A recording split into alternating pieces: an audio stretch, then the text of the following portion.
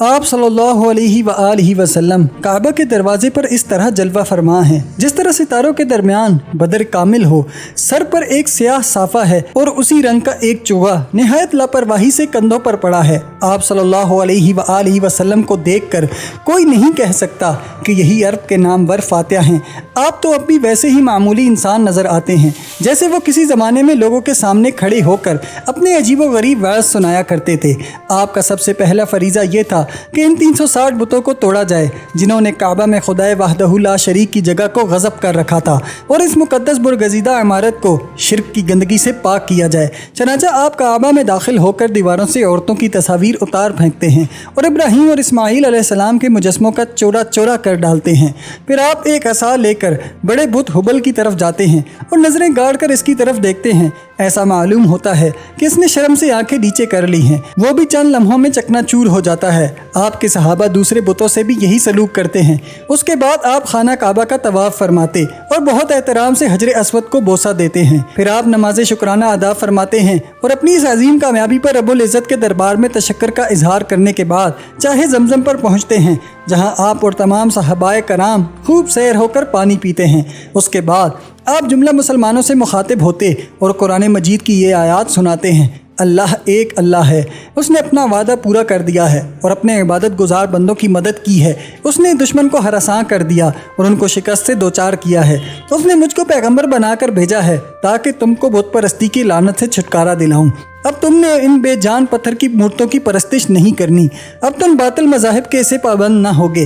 محاربوں اور ہتھیاروں کے ذریعے سے جو فتحات ہوئی ہیں ان کے متعلق عام خیال یہ ہے کہ اس کے بعد فاتح کو مفتوح کی جائیدادیں ضبط کرنے اور انہیں غلامی کی زنجیروں میں جکڑ لینے یا ان کے سرغنوں کو تحت کر دینے کا پورا حق حاصل ہوتا ہے۔ قریش نے آپ کے ساتھ جو سختیاں کی تھیں ان کو ذہن میں رکھتے ہوئے ان لوگوں کو آپ سے کسی قسم کی رعایت کی امید نہیں نظر آتی تھی۔ چنانچہ آپ قریش سے دریافت فرماتے ہیں: تمہیں معلوم ہے کہ آج میں تم سے کیا معاملہ کرنے والا ہوں؟ اس پر وہ سب متفق الفاظ ہو کر جواب دیتے ہیں: آپ صلی اللہ علیہ وآلہ وسلم شریف بھائی اور شریف بردار زادے ہیں۔ آپ صلی اللہ علیہ وآلہ وسلم از راہ کرم فرماتے ہیں: اچھا یوں ہی صحیح، میں نے تو تم سے کچھ نہیں کہوں گا، جاؤ تم آزاد ہو، خدا تمہیں معاف فرمائے۔ شام کو حضرت عمر رضی اللہ تعالیٰ عنہ حضرت صلی اللہ علیہ وآلہ وسلم سے دریافت کرتے ہیں: آپ نے ان سب کے ساتھ اتنی نرمی کا برتاؤ کیوں فرمایا، حالانکہ انہوں نے آپ کے ساتھ کیا کچھ نہیں کیا اور اسلام کی مخالفت میں تک کوئی کسر ہی نہیں اٹھا رکھی؟ حضور کا جواب تھا کہ پہلی بات تو یہ ہے کہ انہیں ملامت نہیں کرنی، لیکن اس سے بھی زیادہ اہم نکتہ یہ ہے کہ وہ خود بھی اسلام لے آئیں گے اور ان کی اولاد اور اولاد سب مسلمان ہوگی۔ حضرت نے اس قسم کے فراخانہ اور فیاضانہ سلوک اتنی مرتبہ فرمائے ہیں کہ ان کو یاد رکھنا یا محرز تحریر میں لانا مشکل ہے، لیکن آپ کا قریش کو اس طرح بالکل معاف کر دینا اور کسی سے کچھ تعارض نہ کرنا تاریخ انسانی کا ایک یکتا واقعہ ہے۔ اور جب کوئی شخص اس امر پر غور کرنے لگتا ہے کہ اس قبیلے میں ایسی ناہنجاز ہستیاں بھی شامل ہیں جیسے ابو سفیان کی گھر والی خون خوار ہندا جس نے حضرت امیر حمزہ رضی اللہ تعالیٰ عنہ کا کلیجہ چبایا تھا، وحشی بن حرب جس نے مسلسل حضور صلی اللہ علیہ وآلہ وسلم کے خلاف سازشیں کی اور فوجیں لے کر چڑھ دوڑا، ابو جہل کا بیٹا اکرمہ رضی اللہ تعالیٰ عنہ جو غزوہ احد میں کفار کا جنرل تھا، اور آج ہی صبح خالد رضی اللہ تعالیٰ عنہ پر اس وقت حملہ کر بیٹھا جب وہ مکے کی طرف پیش قدمی کر رہے تھے، عبداللہ کاتب وحی جس نے قرآن شریف کے الفاظ میں تحریف کر دی تھی، رقاصہ قریبہ جو رقص و سرود کی محفلوں میں حضور صلی اللہ علیہ وآلہ وسلم کی تہذیب کیا کرتی تھی، تب اسے صحیح طور پر احساس ہوتا ہے کہ آپ صلی اللہ علیہ وآلہ وسلم کی وسعت قلب کتنی اتھاہ ہے۔ مکہ 21 رمضان 9 ہجری بروز جمعہ فتح ہوا جو عیسوی حساب سے 431 عیسوی ہوتا ہے۔ آپ صلی اللہ علیہ وآلہ وسلم نے وہاں کے سیاسی اور مذہبی معاملات کو طے کرنے اور تنظیمی امور کا تصفیہ کرنے کی غرض سے 1.5 مہینہ شہر میں قیام فرمایا۔ اس دوران میں آپ صلی اللہ علیہ وآلہ وسلم نے خانہ کعبہ کی چابیاں پھر عثمان رضی اللہ تعالیٰ عنہ کے حوالے کر دیں، جنہوں نے اسلام لانے کے ساتھ ہی کلیت برداری کے عہدے سے استعفیٰ دیا تھا۔ اپنے چچا عباس کے ذمہ کا سقائی یعنی حج کے دوران حجاج کو آب زمزم پلانے کی خدمت سپرد کر دی، لیکن خود حضور کا معمول یہ ہے کہ آپ کو وہ سفر پر جا کر اس طور سے تشریف فرما ہوتے ہیں کہ ایسا نظارہ نہ پہلے کبھی کسی انسان نے دیکھا اور نہ آئندہ دیکھے گا۔ اس طرح کے معمولی کپڑے پہنے جو ایک غریب سے غریب آدمی کو بھی میسر آ سکتے ہیں۔ آپ ایک سنگلاخ چٹان پر بیٹھے رہتے اور عقیدت مند لوگ چاروں طرف سے آپ کو گھیرے میں لیے رہتے ہیں۔ मुअज्जिन खुदा ताला की वहदत और आप सल्लल्लाहु अलैहि वसल्लम की रसालत का नारा बुलंद करता है। अशहदु अल्ला इलाहा इल्लल्लाहु व अशहदु अन्ना मुहम्मदुर रसूलुल्लाह। और सब मुसलमान इन अल्फाज को दोहराते हैं। तमाम कबाइल गिरोह या अफराद जो बैत करने की गर्ज से हजूर सल्लल्लाहु अलैहि वसल्लम के पास आते हैं वही वादा करते हैं, और जो यसरफ से आने वाले ने उक़बे की पहाड़ी पर किया था कि देवताओं से दस्तबरदार होकर सिर्फ एक खुदा को माने, चोरी, ज़नाकारी, दुख्तर कुशी और दरोग गोई से किनारा कशी इख्तियार कर ले। ये तो आपको इल्म होगा खुदाए वहदहू ला शरीक को तस्लीम करने का अकीदा मक्के में सबसे पहले हज़रत इस्माईल अलैहिस्सलाम ने लोगों को समझाया था और खाना काबा को बतौर खाना खुदा के तामीर किया था।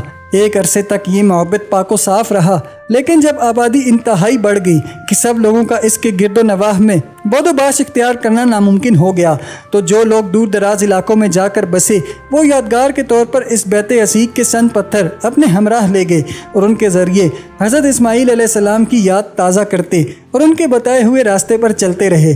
लेकिन ज़माने के हाथों ये यादें धुंधली पड़ गईं और फिर ये पत्थर ही मस्जूद बन गए। अब किसी को मालूम न रहा कि इन पत्थरों की गर्ज़ो गायद और असल हैसियत क्या है। रफ्ता रफ्ता इनको इंसानी शक्लें दे दी गईं और इनके गिर्द तरह तरह के मौक़िदात जमा होने शुरू हो गए। देवता और देवियाँ पैदा होने लगी, फिर इनको भूख प्यास भी सताने लगी और इन पर नजराने और कुर्बानियाँ चढ़ने लगी। मुजावर भी पैदा हो गए जो मुख्तलिफ हथकंडों से मुतदीन को लूटने खाने लगे। नतीजतन अब काबा बजाय खुदाए वहदहू के इन अज़ाम का मरकज़ बन गया। इस तरह सदियाँ गुजर गई हैं कि यह शहर कबाइल के देवताओं का मुस्तकिर है और लोग यहाँ आकर मन्नतें मानते, नजरें चढ़ाते हैं, जब तक मोहम्मद सल्लल्लाहु अलैहि वसल्लम ने बुत परस्ती और शिर्क के खिलाफ आवाज़ नहीं उठाई। मक्का की सियादत और क़यादत इसी सूरत से कायम है। अब जबकि काबा के भी तमाम अज़ाम मुहम्मद कर दिए गए हैं, हज़रत सल्लल्लाहु अलैहि वसल्लम कुछ लोगों को मुल्क के गोशे गोशे में इस पैगाम के साथ भेजते हैं कि वो भी अपने अपने मसनूई खुदाओं के साथ यही अमल करें। लेकिन इस सब पर यह बात वाज़िया कर दी गई है, सिर्फ समझाना और तरकीब करना है, जबर तशद्दुद से हरगिज़ काम नहीं लेना। वो सब अमन व सकून का पैगाम लेकर जा रहे हैं, यानी इस्लाम का जिसके मायनी है अमन व सलामती। वो लोगों को जिन अल्फाज से मुखातिब करेंगे, यानी अस्सलामु अलैकुम, तुम पर सलामती हो, इससे उनके माफ़ील ज़मीर का पता चल जाएगा। लेकिन हजूर सल्लल्लाहु अलैहि वसल्लम का हर पैगम्बर आपकी तरह मुखालफत और तमर्द को सब्र व सकून से बर्दाश्त करने की सलाहियत नहीं रखता। मसलन खालिद रज़ी अल्लाह ताला अन्हु का दिमाग इस सांचे में नहीं डला जब तक वो दारा इस्लाम में दाखिल नहीं हुए थे। इनको मुसलमानों से इतना ही किदार और तनफ़ुर था जितना आज कुफ़ार से अनाद है। उनकी दुनिया में मुशरिकों के लिए कोई जगह नहीं, इसलिए वो यमनियों को इस्लाम की दावत इस तरह देते हैं कि उनके एक हाथ में तलवार है और दूसरे में कुरान। वो लोग अपने अकायद और मज़हब तब्दील करने पर तैयार नहीं, इसलिए खालिद उन्हें मुखालफत की सूरत में जंग की दावत देते हैं, जिसको वो मंजूर कर लेते हैं और फ़ौजें जमा करके लड़ने पर आमादा हो जाते हैं। खालिद बआसानी इन पर काबू पा लेते हैं, बाज़ को कत्ल करते और बाज़ को कैद कर लेते हैं और उनका इरादा ये है कि इन सबको भी तलवार के घाट उतार दिया जाए। लेकिन फिर ये तय पाता है कि इनका फ़ैसला हजूर सल्लल्लाहु अलैहि वसल्लम पर छोड़ दिया जाए और इस वक्त तक कोई मज़ीद कार्रवाई न की जाए। हजूर को जब इन वाक़यात का इल्म होता है तो आप खालिद को फ़ौरन वापस बुला लेते हैं और हज़रत अली रज़ी अल्लाह ताला अन्हु को इस मकसद के वास्ते रवाना किया जाता है कि अहले यमन को खालिद की इस असबियत और उनके जानी नुकसानात का मुआवजा अता किया जाए। आप सल्लल्लाहु अलैहि वसल्लम को इस नाखुशगवार वाक़े पर सदमा होता रहे और आप खुदा ताला के हजूर में अर्ज़ करते हैं, या अल्लाह, खालिद से जो गुनाह सरजद हुआ है उसमें उसे बिल्कुल बरीउल ज़िम्मा कर दे। ज़माना गुजरता जाता है, ज़्यादा से ज़्यादा लोग खुदाए वहदहू ला शरीक के इस पैगाम पर जो हजूर सल्लल्लाहु अलैहि वसल्लम के तवस्सुत से उन तक पहुँचा है ईमान ला रहे हैं। मज़हब इस्लाम अब तकमील तक पहुँचना नज़र आने लगा है। इसमें मुग़ल्लिब मोहम्मद सल्लल्लाहु अलैहि वसल्लम को अब इंतहाई कुव्वत भी हासिल हो गई है।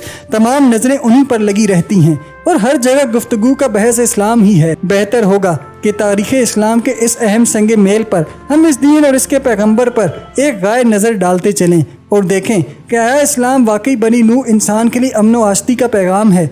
इस सवाल के जवाब में हमें मुतअद्दिद हक़ाइक़ इसकी मुवाफ़क़त में मिलते हैं। मसलन अव्वल, इस्लाम अपनी खसूसियात में यकता है, यानी एक अच्छा मुसलमान बनने के लिए ये लाजिम नहीं कि साबका मज़हब के सच्चे असूलों और खूबियों को यक कलम मुस्तरद कर दिया जाए।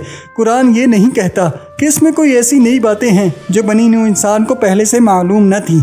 इसका मकसद ये बताना है कि खुदा की वहदनियत एक हकीकत है और तमाम मखलूक़ात उसकी शान करीमी की मुज़हर हैं। یہ ایک کتاب مبین ہے جس میں پچھلی تمام آسمانی کتابوں کی تصدیق کی گئی ہے۔ اسلام کے موٹے موٹے اصول سورہ بقرہ میں بیان کر دیے گئے ہیں۔ ان 5 میں سے 3 کا تعلق تو ایمان و اعتقاد سے ہے اور 2 کا اعمال سے۔ مسلمان کو خدائے وحدہ لا شریک، قرآن اور اس سے ما قبل کے آسمانی صحائف پر ایمان رکھنا لازمی ہے۔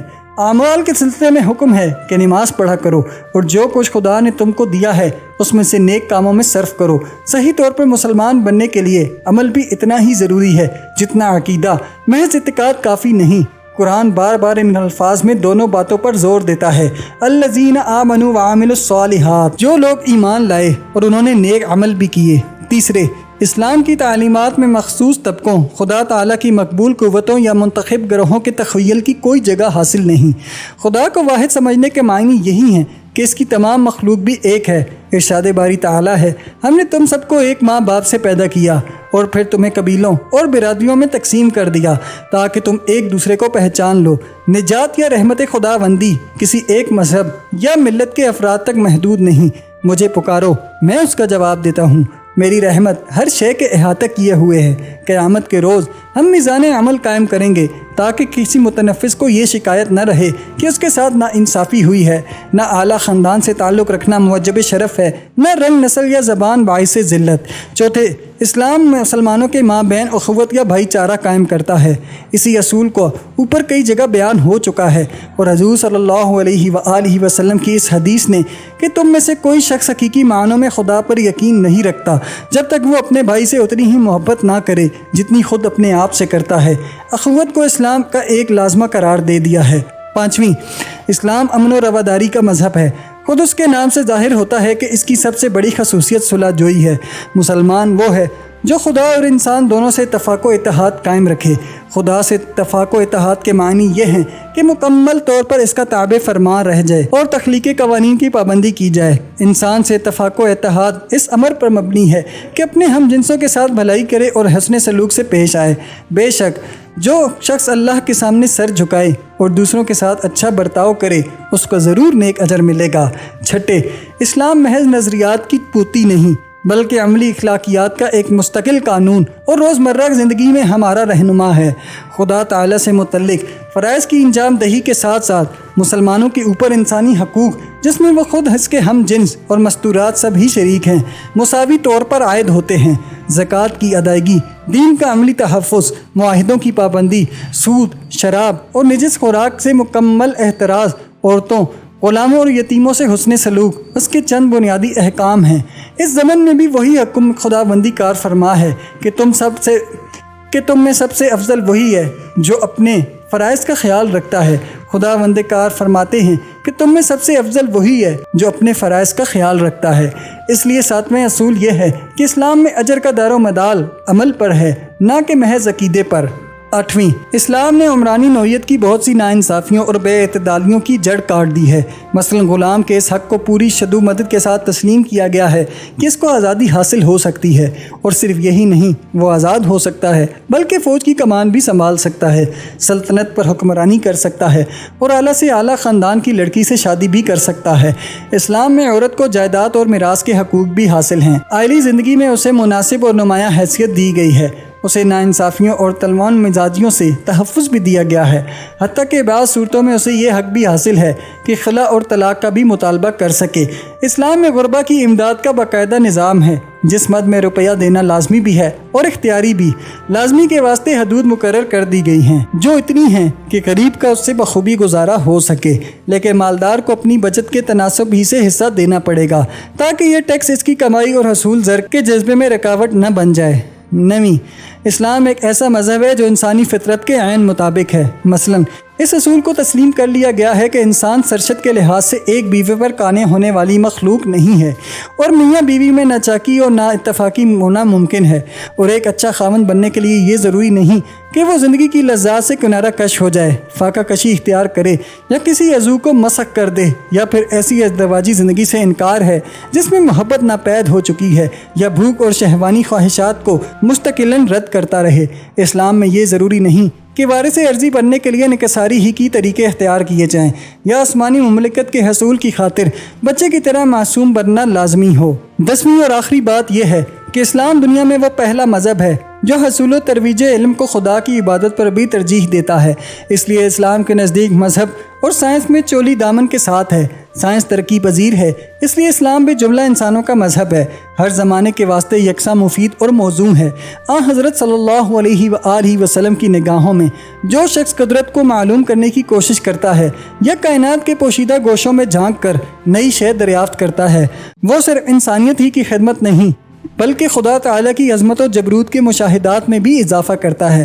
آپ کا فرمان ہے، جو شخص علم کی جستجو میں گھر سے نکلتا ہے وہ خدا کے رستے پر سفر کرتا ہے۔ اور پھر یہ بھی مشہور حدیث ہے کہ علم کی طلب ہر مسلم مرد اور عورت پر لازم ہے، یا یہ فرمان ہے کہ ایک عالم کی روشنائی شہید کے خون سے زیادہ قیمتی ہوتی ہے۔ اور آخر میں تو یہاں تک فرما دیا ہے کہ علم حاصل کرو، اس سے تم میں غلط اور صحیح کا امتیاز پیدا ہوگا، تنہائی میں رفیق ہوگا، خلوت میں جلوت کا کام دے گا، خوشی میں تمہاری رہنمائی کرے گا، مصیبت میں دلاسا اور تسکین دے گا، دوستوں میں زیور اور دشمنوں کے مقابلے میں ذرہ بکتر بن جائے گا۔ اس لیے قرآن اسلام دنیا میں نہ صرف ایک ادبی معجزہ بلکہ اخلاقی اور معاشرتی قوانین کا مجموعہ بھی تصور ہوتا ہے۔ حضرت صلی اللہ علیہ وآلہ وسلم کو تو اس کے متعلق صرف یہی دعوت ہے کہ وہ ایک الہامی کتاب ہے، لیکن دراصل اس کے ذریعے خدا تعالیٰ نے انسانی زندگی کی کجلاتی ہوئی آگ میں اپنی روح پھونک دی ہے۔ دنیا کو آج جتنے بڑے بڑے مفکروں سے سابقہ پڑا ہے، ان میں صرف محمد صلی اللہ علیہ وآلہ وسلم ہی وہ منفرد ہستی ہیں جو اس بات کا دعویٰ کر سکتے ہیں کہ انہوں نے صرف یہ کہ نئے نظریات پیش کیے، بلکہ خود انہیں عمل کی کسوٹی پر پرکھ کر بھی دیکھ لیا ہے کہ وہ سب کندن ہی ہیں۔ بیچارے یسوع نے معافی اور درگزر اور وسیع النظری کے نہایت نفیس خیالات کا اظہار کیا، حتیٰ کہ تعذیب اور مصلوب ہونے پر بھی انہوں نے اپنے دشمنوں کو یہ کہہ کر معاف کر دیا کہ انہیں علم نہیں کہ وہ کیا کر رہے ہیں، لیکن وہ کبھی اتنے خوش قسمت ثابت نہیں ہوئے کہ ان کے دشمن ان کے سامنے گھٹنے ٹیک دیں۔ محمد صلی اللہ علیہ وآلہ وسلم دوسرے پیغمبروں کے مقابلے میں زندگی کے تمام مراتب طے کرتے ہوئے ایک یتیم بچے سے ملک کے فرمان روا اور خواب و خیال میں کھوئے رہنے والے الگ تھلگ انسان سے بے پناہ عمل کے پیکر بن گئے۔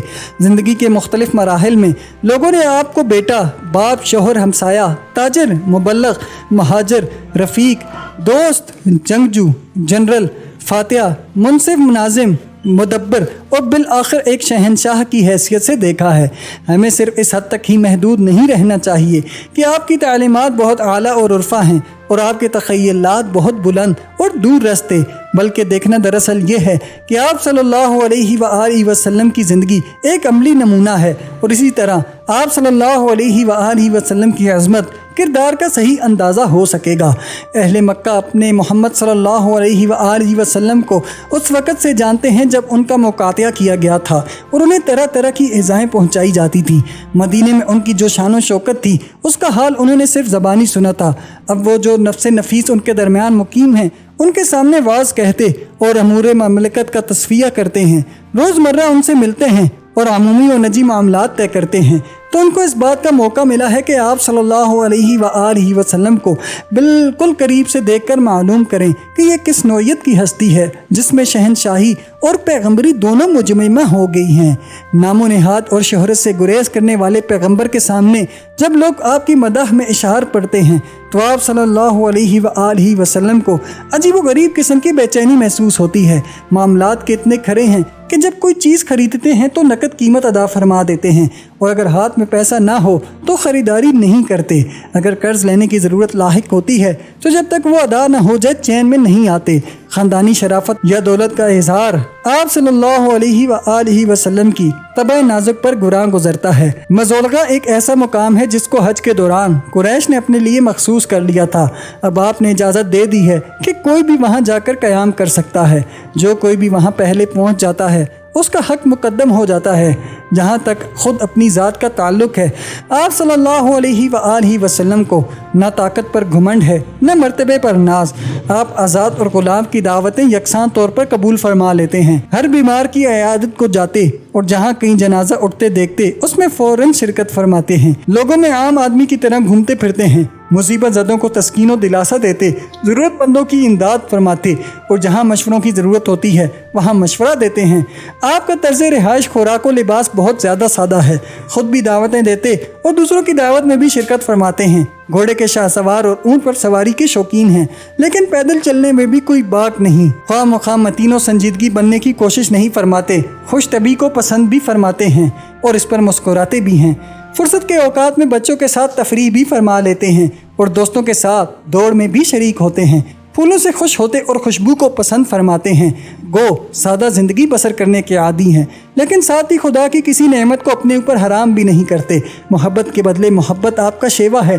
दोस्ती में नहायत मुखलिस और गर्म जोशी का कामयाब शोहर और बड़े मुशफ़िक़ और मेहरबान आका हैं। हुक्मरानी में बेमिसाल और रहमो करम के लिहाज से बेअदील हैं।